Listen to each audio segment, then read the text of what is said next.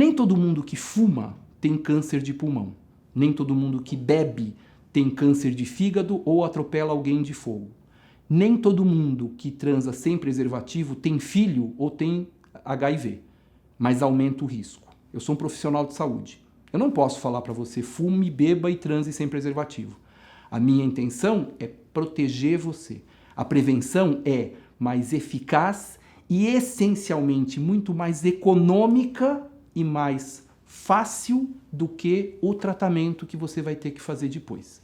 O acompanhamento de uma criança que tem o seu tubo neural aberto é um tratamento traumático, doloroso e é uma situação triste para os pais que têm que fazer esse acompanhamento. E muitas vezes é um quadro que é fatal. As crianças têm, às vezes, grandes dificuldades de se manter vivo em situações, mesmo com cirurgias precoces, mesmo hoje com alguma coisa que pode estar sendo feita de cirurgia fetal. Então, a recomendação é que o ácido fólico seja dado de 30 dias antes até 2 meses depois do começo da gestação. São 90 dias de ácido fólico. Como a gente tem essa estatística de 1 em cada 5 mulheres com quadro de gravidez abaixo dos 18 anos não programada, como a gente tem esse risco dessas gestações não programadas, é importante então que se siga a recomendação do Ministério da Saúde, do Conselho Federal de Medicina, da Febrasgo, de se fazer a introdução do ácido fólico em todas as mulheres que tiverem idade fértil. Mas ácido fólico também tem na alimentação. Vegetais e outros, as leguminosas, podem oferecer ácido fólico como oferta, mas dá uma olhadinha porque muitas vezes a quantidade desse ácido fólico é pequena. Nem tudo que eu como do ferro é bem absorvido. Isso se chama biodisponibilidade. Significa o seguinte, se eu tenho 10 ferros aqui, o meu organismo da carne absorve 3. Ah, mas sabe o que tem bastante ferro? Beterraba. Vou contar uma coisa super triste para você. Beterraba tem 0 de ferro. Não coma beterraba pensando que você está comendo ferro. É um alimento saudável, é um alimento importante, mas ele é fonte 0 de ferro. Ué, mas por que então que todo mundo fala que tem? Porque ela é vermelha.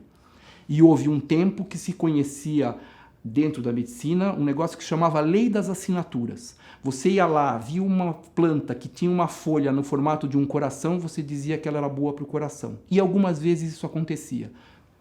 Beterraba é vermelha, tem sangue na beterraba? Não tem. Tem 0 de ferro. Aí feijão. O que feijão dá mais é gases, não dá ferro, tá? Feijão, pra você ter uma noção, a absorção do ferro que tem no feijão é 10% do que ele tem. Então, a biodisponibilidade do feijão é baixa. E muitas coisas que você comer junto atrapalham a absorção desse ferro. Vale a mesma coisa para o ácido fólico, vale a mesma coisa para o cálcio. A gente vai falar muito disso daqui para frente.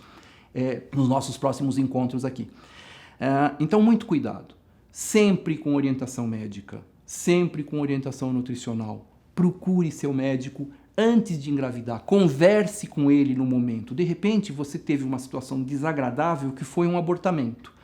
Quanto tempo depois desse abortamento você pode engravidar novamente com segurança? Aí você teve um parto. Quanto tempo o seu útero, que é o que o seu obstetra conheceu, está preparado para uma nova gestação? Hoje em dia, a gente tem questões da seguinte forma: olha, eu não consegui engravidar. Aí você vai fazer fertilização in vitro, conhecido como FIV. E são implantados alguns potenciais filhos. Você pode ser abençoado e ter 5, ou ter 3, ou ter 2, ou ter 1. Ter um filho tem um peso, ter 2 gêmeos representam outro peso, ter 3 ou 4 é completamente diferente. Tanto nos cuidados da gestação, lembrar, por exemplo, que se você tem gemelar ou trigemelar, a chance de ocorrer um parto prematuro é maior. Tem que lembrar que esses 3 filhos não é só lindinho, ou 2 filhos, ou enfim, eles não são só bonitinhos na hora que nascem, eles têm que ser bonitinhos pro resto da vida. A gente precisa ter estrutura para conhecer e entender, por exemplo, que, estou falando de um filho só agora, hein? Aleitamento materno é simples, desculpa, apaga. Aleitamento materno é natural, não é simples, não é fácil. Um bebê pode mamar à noite por 8 meses. Você está preparada para entender que isto é uma possibilidade real e uma necessidade que esse bebê tem, e ele acorda várias vezes à noite para se proteger de um quadro que se chama síndrome de morte súbita infantil? Essa é uma das principais razões de ele acordar à noite, porque ele pode esquecer de respirar à noite por alguma razão, então ele acorda. Quando ele acorda, ele mama e naquele momento ele não conhece dia ou noite. Ele está mamando. Você está preparada para isso? Para saber que você vai ter possibilidades de, por exemplo, e aí deixa eu abrir um parênteses, né? Mais uma das coisas que eu tenho falado muito ultimamente. Ser pediatra está ficando muito chato. Eu adoro, é sensacional, mas é muito chato. A gente virou fiscal de saúde. Como assim? Não pode sal, não pode açúcar, não pode ir sem cadeirinha, não pode repelente, não pode protetor solar antes dos 6 meses, não pode leite de vaca integral abaixo de 1 ano, não pode andador, não pode. Olha, alguém precisa falar isso. Coube pra gente, eu não me incomodo de falar. Mas não encarem isso como uma questão pessoal. Não sou eu que defini isso. Existe sim o não pode. Então, por exemplo, chega na época de final de ano, vamos viajar, o bebezinho de 3 meses, vamos viajar. Doutor, a gente pode viajar? Não. Mas é Natal, eu preciso... Não. É lógico que eu sei que você vai viajar. Você está me perguntando se pode, se eu recomendo. Eu não recomendo. Por que eu não recomendo? Porque esse bebê, por exemplo, ele está na sua casa e tem um ritmo. A viagem em si, 1 hora, 2 horas, 10 horas, isso passa. Mas aí ele vai para algum lugar onde a rotina dele vai ser completamente diferente. Aí ele passa a não comer da mesma forma, não dormir da mesma forma, não dormir no mesmo lugar, muita gente, pega no colo, agitação. Aí passou 10 dias, ele está quase se acostumando aqui, você chega para ele e fala assim, acabou, vamos embora de volta para casa. Aí você volta para casa, muda toda essa rotina de vez, você vem no meu consultório. Doutor, ele não dorme, ele não come, o que eu faço? A minha resposta é, não tenha viajado antes, de volta para o passado. Não dá para voltar. Então, as recomendações que a gente faz são sugestões para que tanto você, quanto a sua família e principalmente o seu bebê possam ter uma vida legal, uma vida divertida, uma vida boa.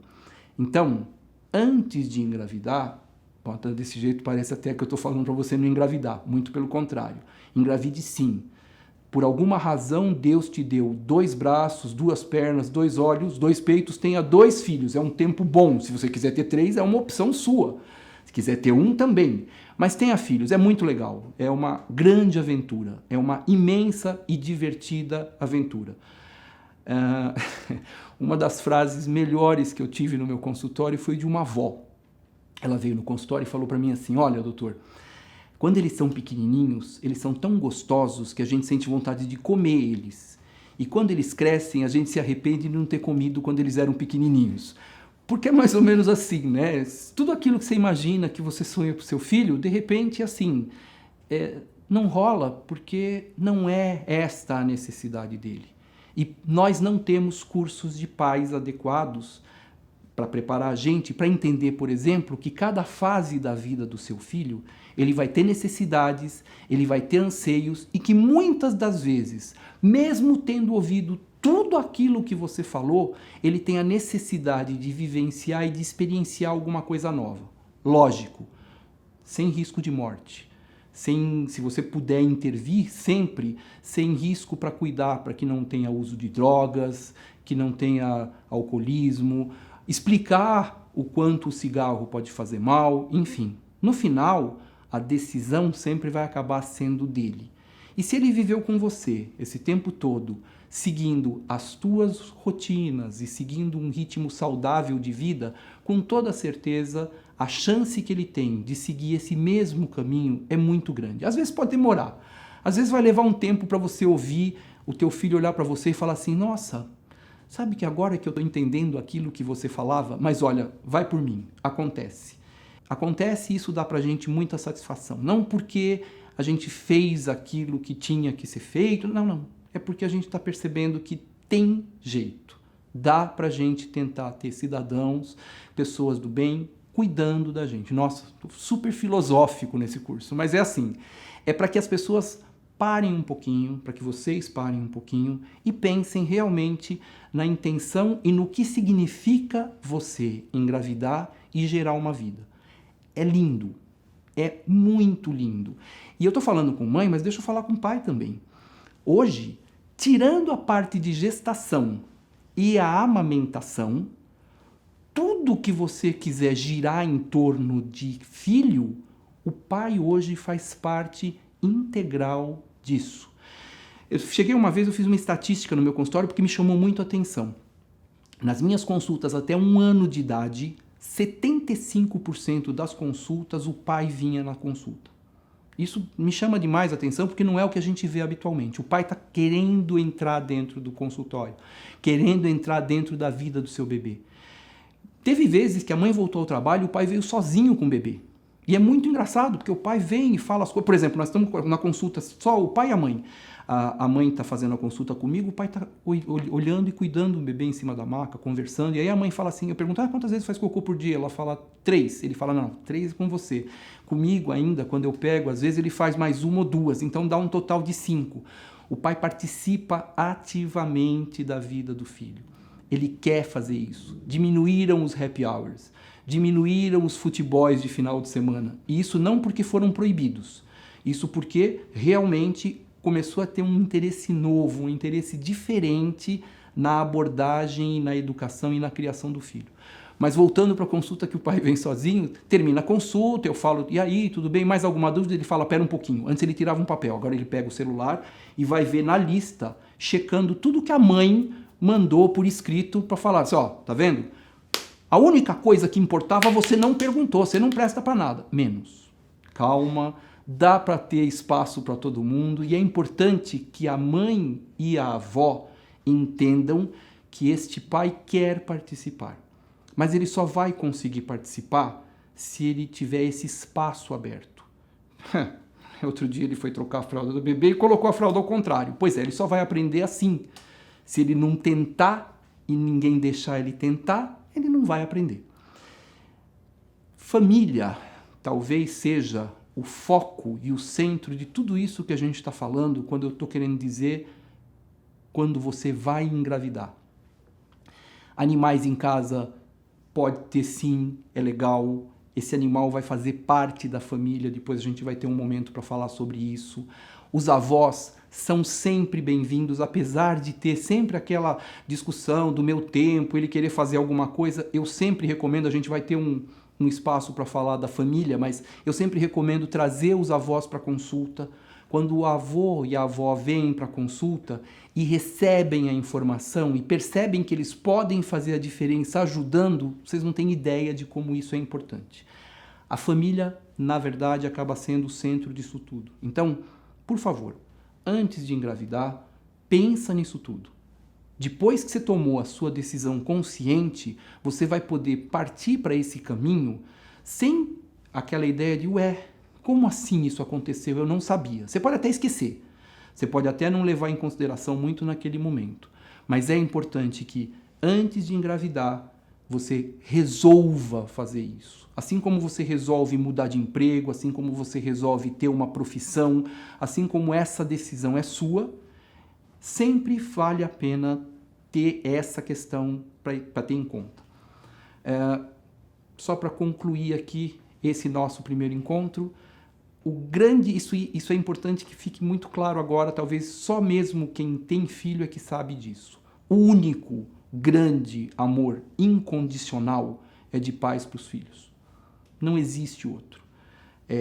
Só a gente que vive isso no dia a dia sabe o quanto a gente faz pelos filhos. E não é por questão para falar, eu sou legal, não é por cobrança, não, é porque isso é da gente.